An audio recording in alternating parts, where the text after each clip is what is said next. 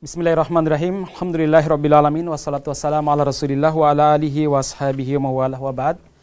Kaum muslimin wal muslimat, so'imin, so'imat, dimanapun anda berada, taqabbalallahu minna wa minkum, amin, taqabbal ya karim.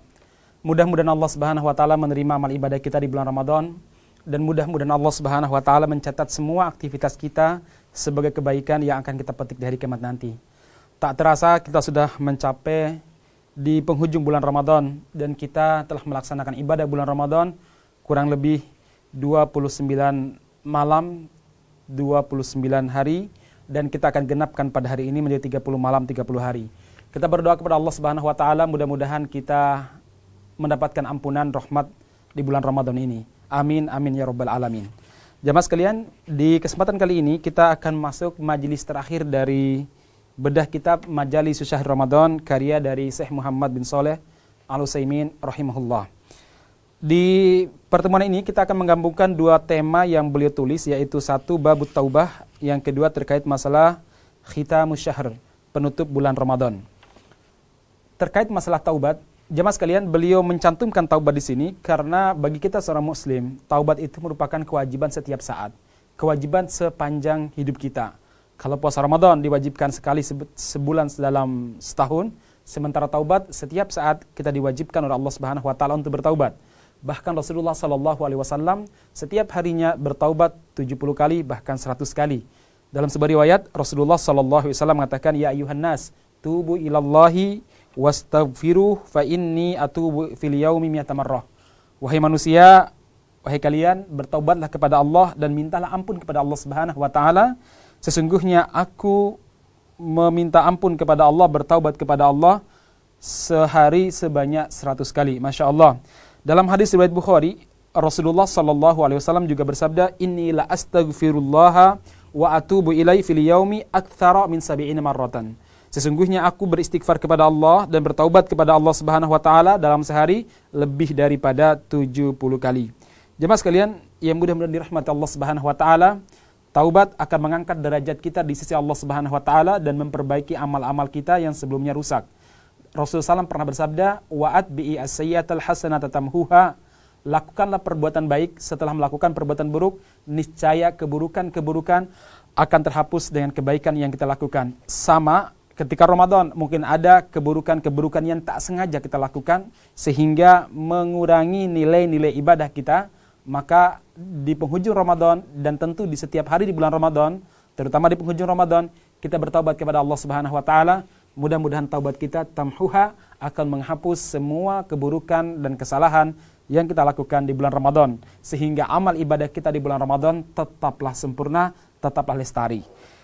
Jemaah sekalian, taubat adalah sifat yang sangat dicintai oleh Allah Subhanahu wa taala.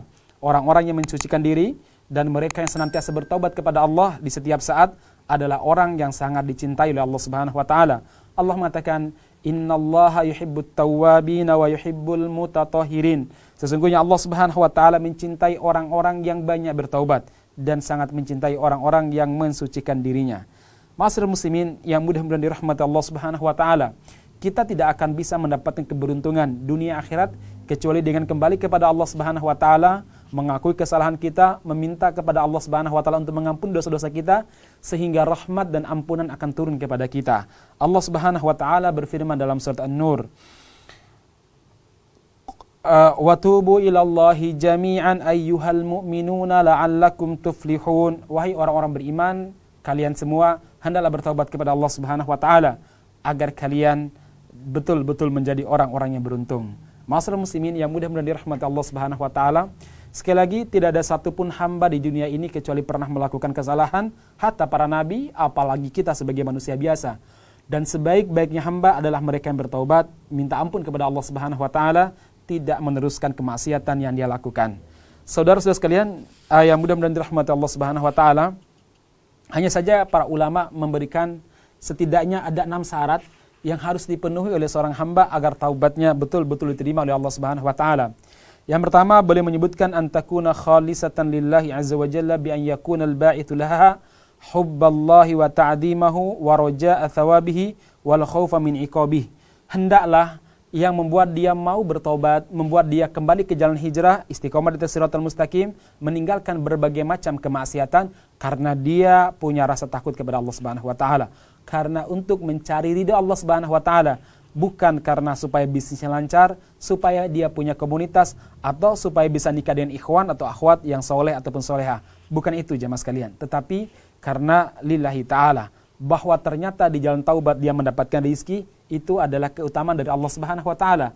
Bahwa di jalan taubat nanti ternyata ada ujian, rizkinya sedikit berkurang, itulah ujian di jalan taubat jamaah sekalian. Kemudian yang kedua, an yakuna nadiman hazinan ala ma salafa min dhanbi yatamanna annahu lam yahsul minhu li ajli an yuhditha lahu dzalika nadmu inabatan ila Allah wa inkisaran baina yadayhi wa maqtan li nafsihi allati amarathu bis-su'. Jamaah sekalian, yang kedua adalah hendaklah dia ini ada rasa penyesalan, rasa sedih karena telah melakukan perbuatan dosa. Jadi tidak ada kebanggaan sama sekali. Kalau ada orang setelah bertaubat malah bangga dengan masa lalunya, dia cerita kepada khalayak bahwa dia pernah berbuat dosa A, B, C, D dengan nada bangga, dengan nada senang sekali, biar disebut sebagai preman yang taubat misalkan, atau apalah namanya. Sesungguhnya ini bukan taubat yang sempurna, dan itu bukan taubat orang-orang soleh. Justru itu bagian daripada perangkap setan. Maka hendaklah kita betul-betul menyesal, malu sekali kalau mengingat masa-masa lalu kita. Kemudian yang ketiga, ayyukali'a anil maksiati fauron. Hendaklah dia segera meninggalkan kemaksiatan. Ketika saat itu dia melaksanakan kemaksiatan, dia ingat Allah Subhanahu wa taala, segera tinggalkan kemaksiatan. Jangan tunggu pekan depan, jangan tunggu tahun depan, jangan tunggu bulan depan, apalagi tunggu sampai nikah, tunggu tua. Jemaah sekalian, kita enggak tahu kapan umur kita akan berakhir. Boleh jadi hari ini orang berbuat dosa, kemudian kalau nanti sore dia tidak bertaubat, mungkin besok pagi Allah Subhanahu wa taala telah mencabut nyawanya. Boleh jadi hari ini orang bertaubat, dia berangan-angan taubat tahun depan ketika dia umrah, ternyata bulan depan dia telah wafat. Ma'asyiral muslimin, jangan menunda-nunda taubat. Kemudian yang berikutnya jamaah sekalian, bagaimana kalau seandainya ada orang yang taubat terhadap satu dosa tapi melakukan dosa-dosa lain? Apakah taubatnya itu sah? Para ulama katakan sah. Walaupun idealnya dia meninggalkan semua dosa, tapi kan kadang orang itu butuh tahapan untuk bisa meninggalkan itu semuanya. Maka kalau dia masih melaksanakan kemaksiatan satu, tapi bertobat dari dosa yang lain, maka laksanakanlah terus sambil minta kepada Allah Subhanahu wa taala kekuatan dan keberanian untuk meninggalkan kemaksiatan lainnya. Kemudian yang keempat, ayyazama alla ya'uda fil mustaqbal ilal ma'siyati. Dia punya azam, dia punya keinginan yang kuat, punya keseriusan untuk tidak lagi mengulangi dosa-dosa yang tersebut. Jadi tidak boleh dia kemudian senang, bangga, kemudian berharap suatu saat bisa mengulangi dosa yang pernah dia laksanakan.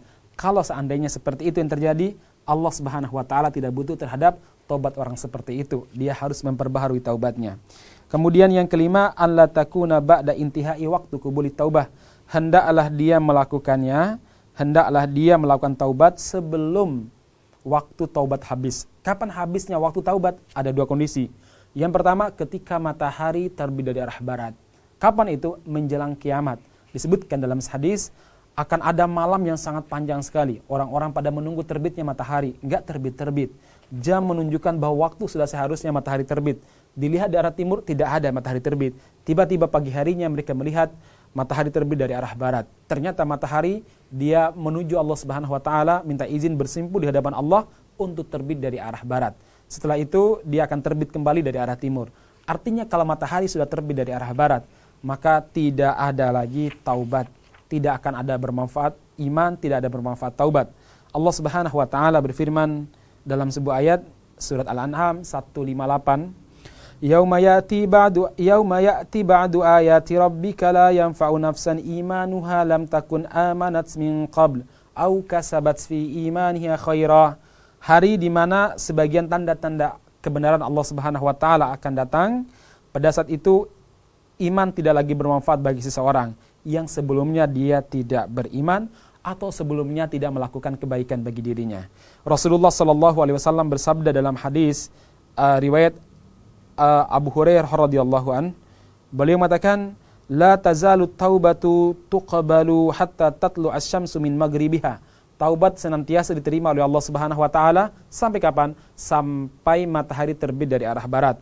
Fa idza tala'at tubi ala kulli qalbin bima fihi wa kafan nasa al-amal. Andaikan matahari sudah terbit dari arah barat, maka tertutuplah pintu taubat dan manusia cukup dengan amal dia, tidak bisa lagi ditambah-tambah. Dalam hadis riwayat Muslim, Rasulullah juga bersabda, "Man taba qabla an tatlu asy-syamsu min maghribiha, taballahu alaih." Barang siapa yang bertaubat sebelum matahari terbit dari arah barat, maka Allah akan mengampuni dosa-dosanya. Kemudian kondisi yang kedua, di mana taubat tidak berlaku lagi ketika sakaratul maut, ketika nyawa sudah sampai di kerongkongan kita.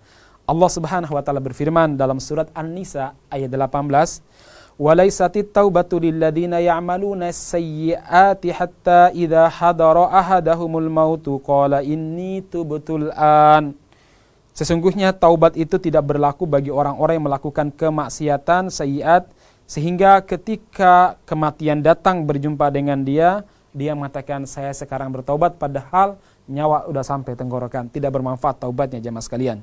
Dalam sebuah hadis, Rasulullah SAW bersabda, "La innallaha yaqbalu taubatal abdi ma lam yugorgir."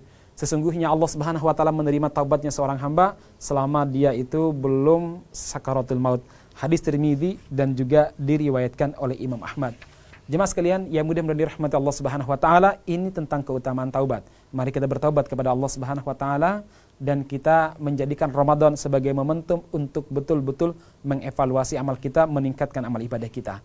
Saudara-saudara sekalian, Ramadan sebentar lagi akan berlalu, tapi untuk menjadi seorang muslim tidak terikat dengan waktu, tidak terikat dengan ruang, tidak terikat dengan status.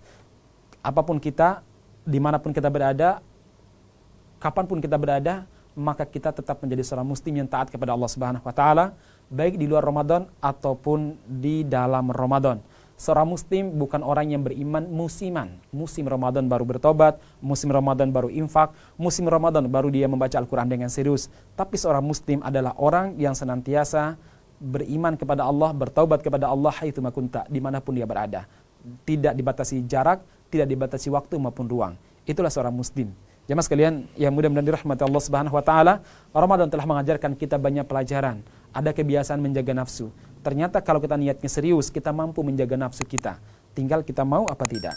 Yang kedua, Ramadan telah mengajarkan kepada kita untuk menghidupkan malam-malam. Maka mari kita hidupkan malam-malam kita dengan ibadah kepada Allah Subhanahu wa taala. Jika bulan Ramadan, terutama malam ganjil, di 10 akhir bulan Ramadan kita habiskan untuk beribadah kepada Allah, maka jangan sampai ibadah-ibadah tersebut lepas sama sekali, tidak pernah kita laksanakan sama sekali. Itu sungguh kerugian yang sangat nyata. Jemaah sekalian, Ramadan telah mengajarkan kepada kita untuk berbagi kepada sesama. Maka hendaklah di luar bulan Ramadan kita tetap berbagi. Sekali lagi, seorang muslim tidak terikat dengan waktu, tidak terikat dengan ruang untuk menjadi orang soleh, untuk beribadah kepada Allah Subhanahu wa taala. Tapi beribadah hatta ya'tiyakal yakin, sampai kematian datang menghampiri kita. Ma'asyiral muslimin yang mudah-mudahan dirahmati Allah Subhanahu wa taala. Sekali lagi kita berdoa kepada Allah Subhanahu wa taala, mudah-mudahan kita bisa melaksanakan ibadah Ramadan kita di tahun yang akan datang dengan lebih baik daripada tahun sekarang, dan kita berdoa kepada Allah mudah-mudahan Ramadan tahun ini betul-betul menjadi madrasah sebagai tempat untuk mentarbiyah diri kita, mentarbiyah jiwa kita untuk lebih soleh, agar keimanan kita semakin meningkat. Barakallahu fikum ajma'in, taqabbalallahu minna wa minkum. Selamat menunaikan ibadah Idul Fitri. Semoga Allah Subhanahu wa taala menerima semua amal ibadah kita. Demikian barakallahu fikum ajma'in, dan kali ini kita alhamdulillah tuntas telah membahas tentang Majalis Syahr Ramadan. Walaupun tidak satu kata per kata kita jelaskan, tapi kita ringkaskan dari apa yang beliau sampaikan. Barakallahu fikum ajma'in. Assalamualaikum warahmatullahi wabarakatuh.